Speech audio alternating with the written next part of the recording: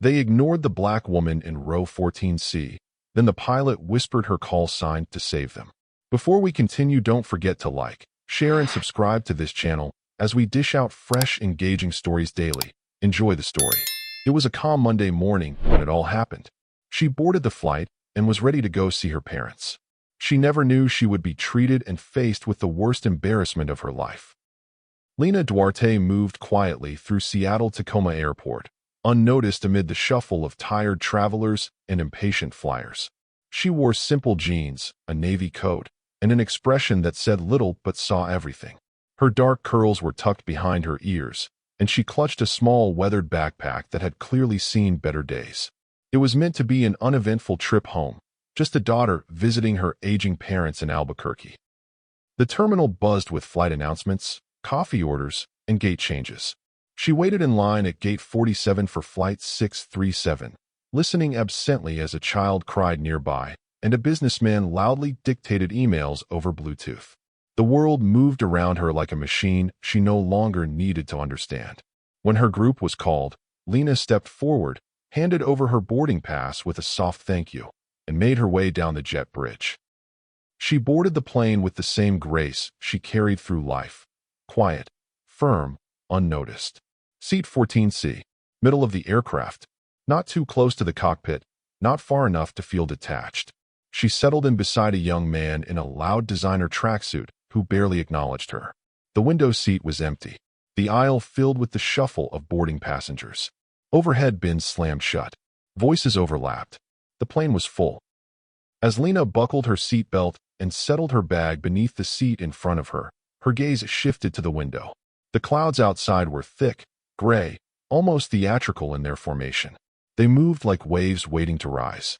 The seatbelt sign chimed. The engines stirred to life. The usual announcements buzzed through the speakers. The captain's voice came with practiced confidence, offering the standard welcome and forecast. She didn't listen. She didn't need to. Her eyes were on the sky. And something about it felt wrong. The plane rolled forward, lifted from the tarmac, and climbed into the early morning haze. The world below faded into a blur. Conversations broke out around her.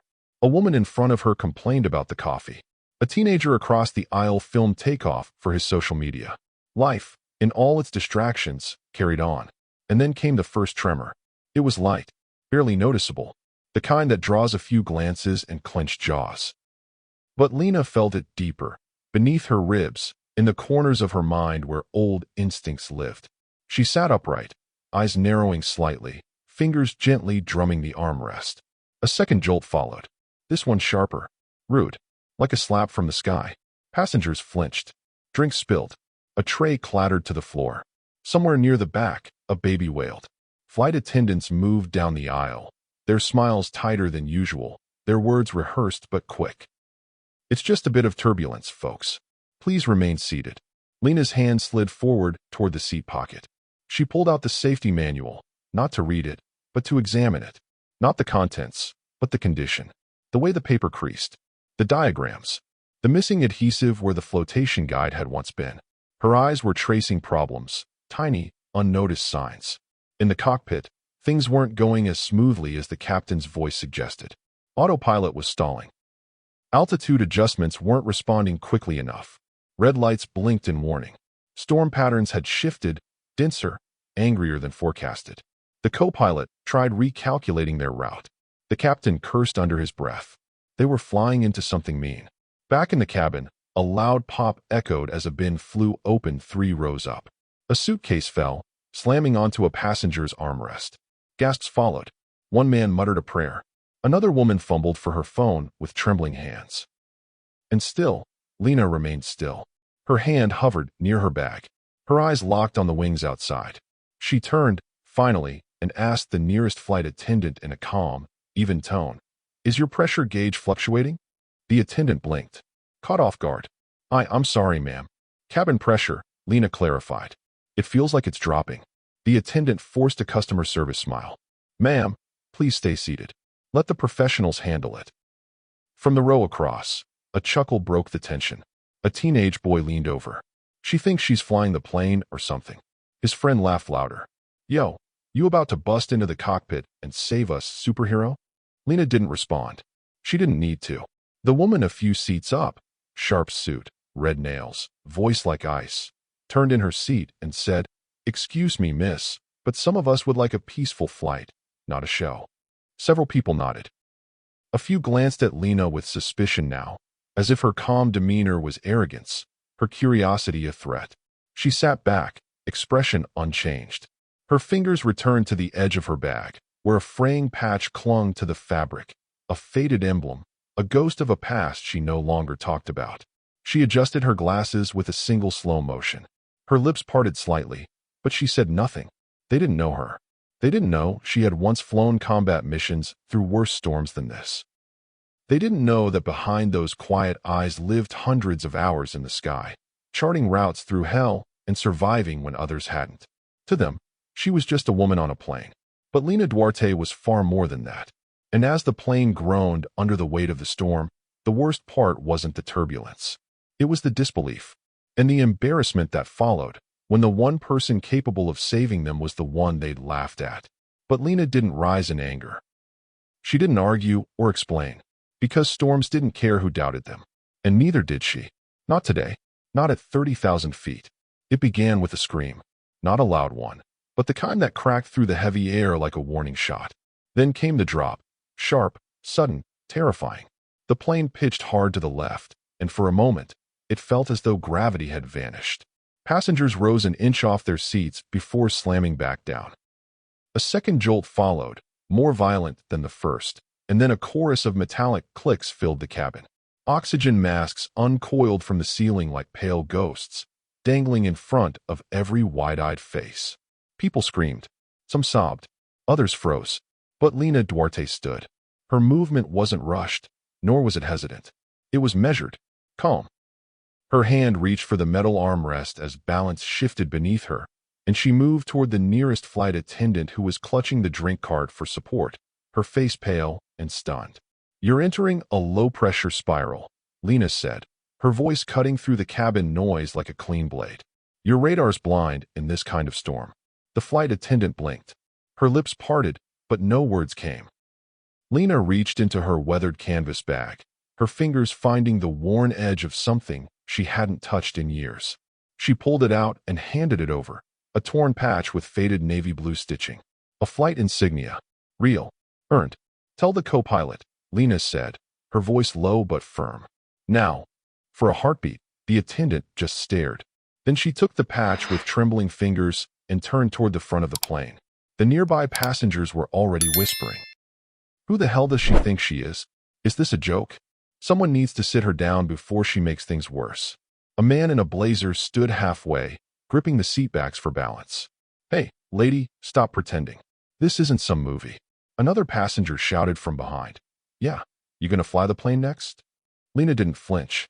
She knew that look, doubt wrapped in fear, laced with ridicule.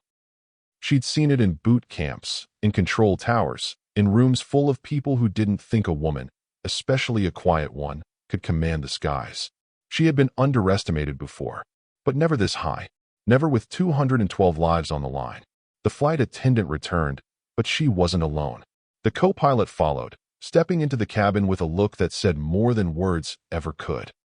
He was young, probably not long out of training, and his lips were pressed into a line of barely contained panic. He looked at Lena, then at the patch in the attendant's hand. "You flew?" he asked. Lena nodded once. 14 years. Navy. Valkyrie Tango 4. The murmurs stopped. Even the crying paused for a breath. The co-pilot's eyes searched hers for a moment longer. Then, with the kind of desperation that breaks protocol, he nodded and stepped aside. The aisle cleared like a tide pulled back. No one said a word. Not anymore. They watched as the woman they had mocked walked forward, slow, steady, like she belonged there all along. Inside the cockpit, the air was thick with tension and flickering red light. Alerts blinked and chimed in rapid succession. Altitude warnings. Radar interference. A side monitor pulsed out a storm pattern far worse than forecasted. The captain sat slumped against the side console, a bleeding gash above his eyebrow, his breath shallow. His eyes met Lena's, and whatever strength remained in him flickered behind a look of exhausted relief. "She's yours," he rasped. Lena stepped into the co-pilot seat like it was a home she hadn't returned to in years, but still remembered down to the feel of the leather. Her hands moved with instinct, scanning systems, adjusting flaps, recalculating pitch, stabilizing thrust. Her voice came clear and sharp, dropping to 18,000, diverting south by 20 degrees. Get me control clearance. The co-pilot, wide-eyed but responsive, relayed her call to air traffic control. Flight 637 requesting immediate diversion. We're going blind in Sector Charlie Bravo. Static hissed. Then a crackled response. 637. You are cleared to alter. Confirm new heading. Outside, lightning lashed across the sky, too close. The thunder rolled under the fuselage like distant artillery. Lena didn't flinch. She was in command. Her fingers danced across the controls, calling out altitudes, adjusting angles, trimming speed. The turbulence still shook them, but the freefall had slowed. The spiral was correcting. The aircraft began responding, little by little. Sweat beaded at her temple. Her pulse stayed steady. In the cabin behind her, passengers gripped their seats. A child whimpered. A man whispered a prayer. The fear was still thick, but something else had entered the air, hope. They didn't know what Lena was doing in that cockpit. They couldn't see the steel in her stare or the way her hands never trembled. But slowly, minute by minute, the plane stopped screaming through the sky. Lena kept her gaze locked on the instruments. Every flicker, every beep, every adjustment was familiar. Her voice never shook. Her decisions were precise. She wasn't flying to be a hero. She wasn't flying to prove herself to the doubters. She was flying because no one else could. She was flying because survival demanded it. And up there, in the roaring chaos between heaven and earth, a woman who had once vanished into civilian life now reemerged, not as Lena Duarte, the quiet passenger in seat 14C, but as Valkyrie Tango 4. Not to be seen, but to save them all. The storm broke just as the first hint of morning cracked over the horizon. It wasn't dramatic. A slow peeling back of the sky, the thunder growing distant, the lightning flickering now like aftershocks from a distant war. But the winds still held fury. The clouds hadn't let go entirely. The fight wasn't over. Inside the cockpit of Flight 637, Lena Duarte tightened her grip on the yoke. The plane was descending, dropping steadily toward Cheyenne Regional Airport, where blinking emergency lights stretched across the runway like a glowing lifeline. Fire trucks, ambulances, personnel in neon vests bracing for the worst. The co-pilot glanced at her, jaw clenched but trust now radiating from his silence.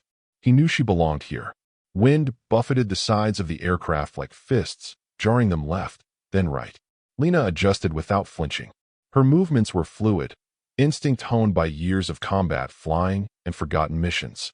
She rode the turbulence like a current, guiding the jet through every angry gust, every sudden push from below. Behind her, the cabin had gone still. Not quiet, still. Children pressed their faces to the windows. Adults clutched armrests, seat belts tight, eyes on the glowing no smoking sign like it was their last prayer. No one whispered jokes now. No one questioned the woman flying their plane. They watched the storm peel away and saw the ground grow closer, lights twinkling like stars laid out in a straight line. A boy in row 22 leaned toward his mother. Are we going to crash? His voice was barely above a breath. His mother tried to smile, but couldn't find the words. And then, wheels touched the earth. Not with a jolt, but with a soft, practiced kiss. The plane rolled steady along the runway, engines easing down, brakes applied with perfect timing. No hard slam, no veering. Just a clean, sure stop at Gate B. For a few seconds, silence reigned. And then, the cabin erupted. Applause, at first, shaky and disbelieving. Then louder, swelling like a rising tide. Some passengers clapped. Others cried openly. One woman sobbed into her hands while her husband gripped her shoulder, whispering thanks. A teenager laughed through tears. Two businessmen gave each other a stunned high five. In the cockpit, Lena finally let herself breathe. She reached up and pulled off the headset, letting it rest on her shoulder. Sweat clung to her brow, but her eyes stayed sharp.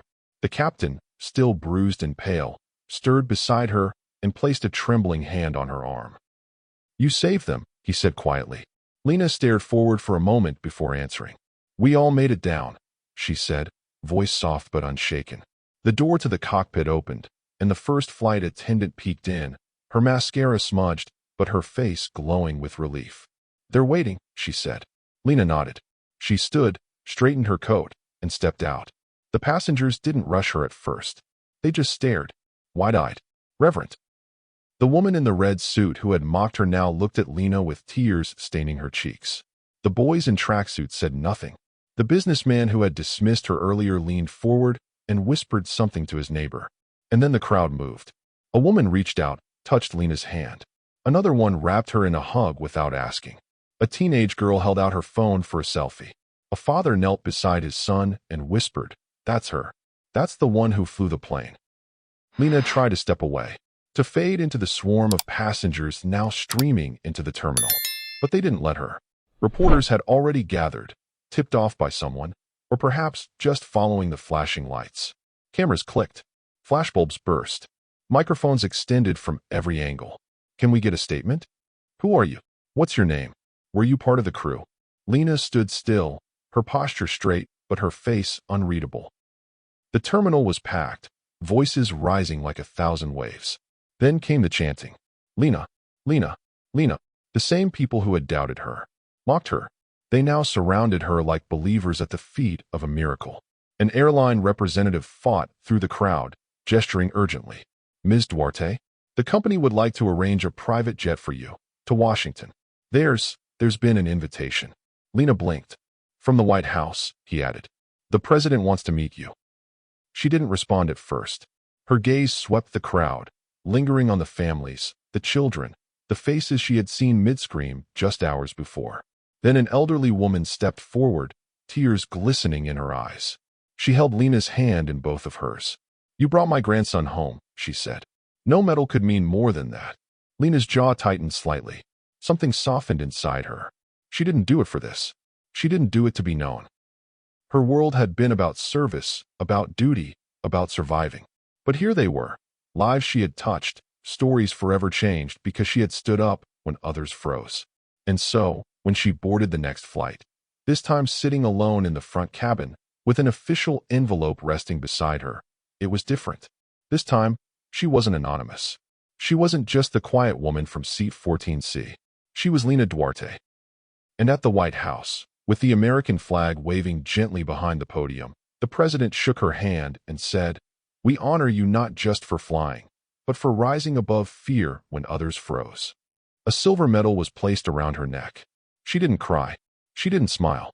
But when a reporter called out, "Tell us your story," Lena paused, looked skyward, and answered in just one sentence. "Sometimes the storm calls for someone who's been through worse."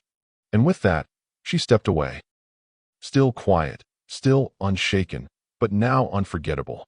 The skies above Flagstaff were bright and open, stitched with soft clouds that drifted like thoughts too stubborn to settle. It was the kind of Arizona morning that made you want to pause, just long enough to feel something.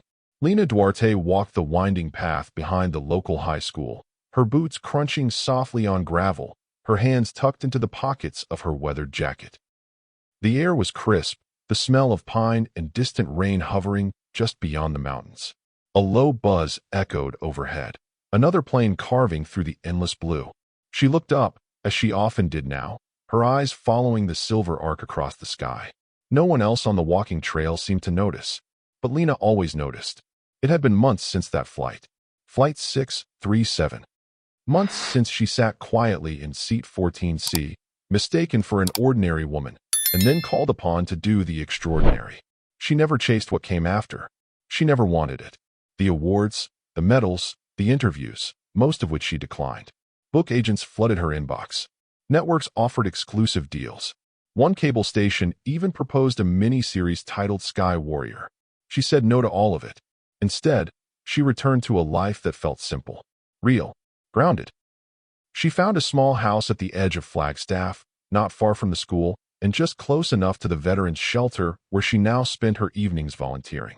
She taught aviation basics to high school girls every Monday and Thursday, young minds who looked at the sky with curiosity instead of fear. She never spoke of the flight unless asked. And even then, only briefly. The girls would ask her, eyes wide, "Is it true you landed a plane through a storm without radar?" Lena would pause, thoughtful, Teamwork made it happen, she'd say. I was just there to do my part.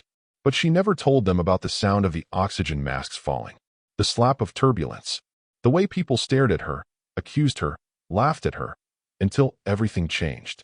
She didn't carry bitterness, but she remembered. And so, she focused on what mattered, teaching young women that quiet strength doesn't need validation to be powerful. That fear doesn't mean weakness. That sometimes, courage looks like calm. At the shelter, the veterans called her LT, short for lieutenant, even though she never asked them to. She helped with job applications, talked through nightmares, and always brought fresh coffee. She never wore her Navy jacket, but they all knew who she was. Her story had become something of a legend.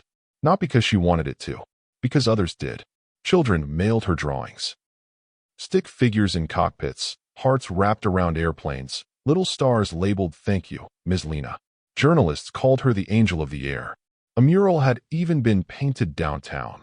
Lena, standing tall with wind in her hair, a sky bursting with light behind her. She never visited the mural, but she walked by it on her way to the grocery store. One afternoon in late spring, she returned home from the school and found a small brown package sitting on her porch. No return label.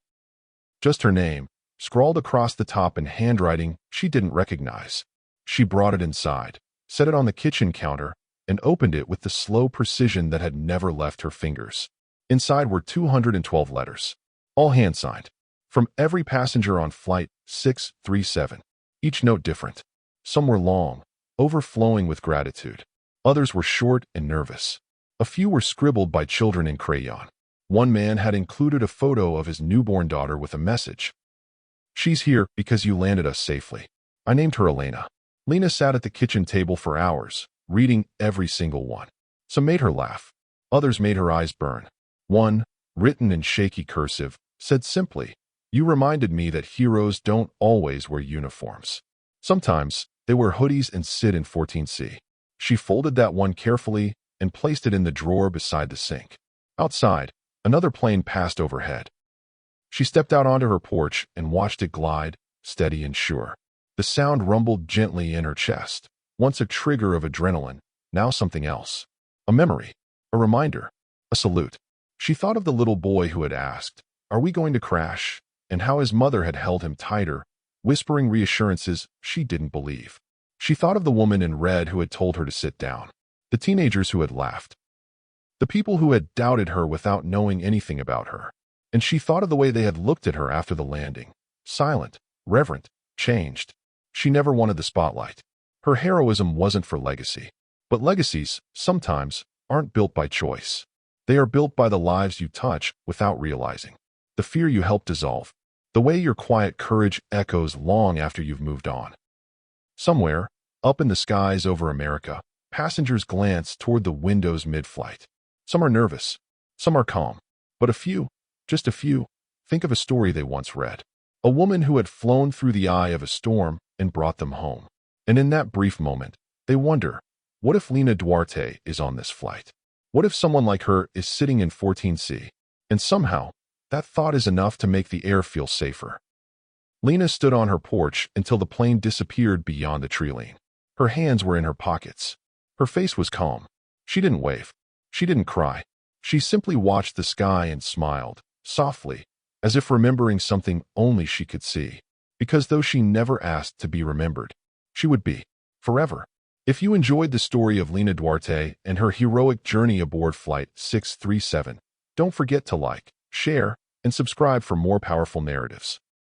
What are your thoughts on how it all unfolded, from the cockpit chaos to her quiet life in Arizona? Drop your comments below. Mention your rating on a scale of 1 to 10. Did Lena, the co-pilot, or the captain inspire you? Also, tell us where you're watching from. We'd love to know.